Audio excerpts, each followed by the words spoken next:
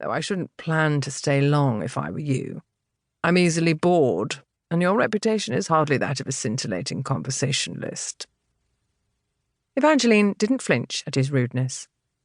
Sebastian couldn't help but wonder what kind of upbringing had inured her so thoroughly to insult, when any other girl would have flushed or burst into tears. Either she was a peewit, or she had remarkable nerve. Removing her cloak, Evangeline draped it over one arm of the velvet-upholstered chair, and sat without grace or artifice.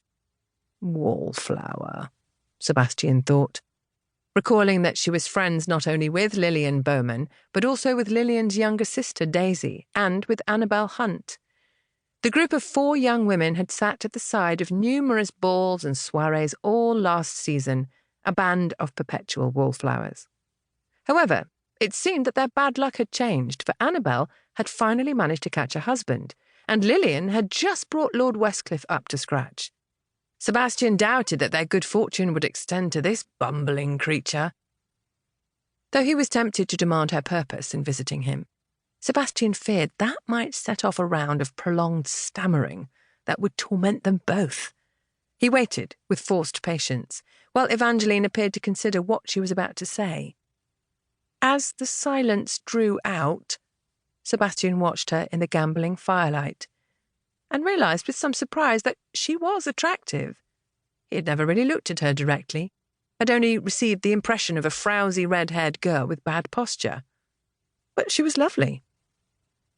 As Sebastian stared at her, he became aware of a slight tension building in his muscles, tiny hairs rising on the back of his neck. He remained relaxed in his chair, though the tips of his fingers made slight depressions in the soft, napped velvet upholstery.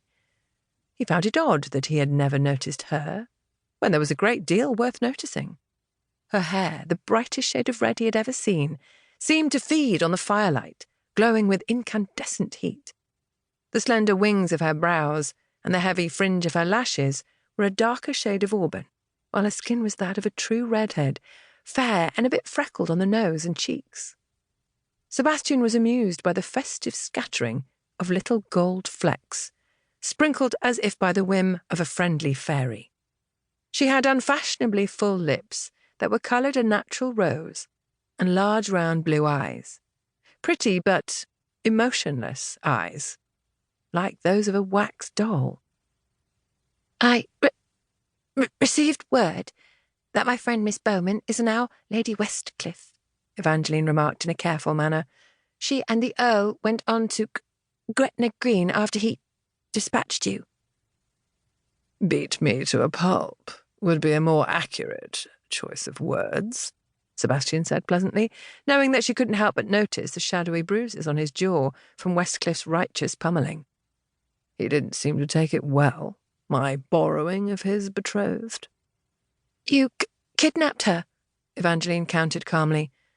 "Borrowing implies that you intended to give her back."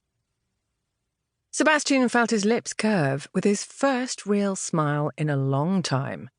She wasn't a simpleton, apparently. Kidnapped, then, if you're going to be precise.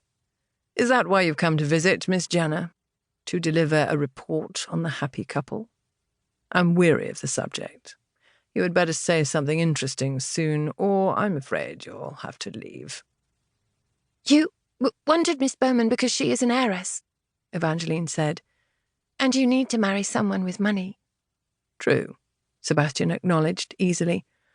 "My father, the Duke, has failed in his one responsibility in life, to keep the family fortune intact so that he can pass it on to me. My responsibility, on the other hand, is to pass my time in profligate idleness and wait for him to die. I've been doing my job splendidly. The Duke, however, has not.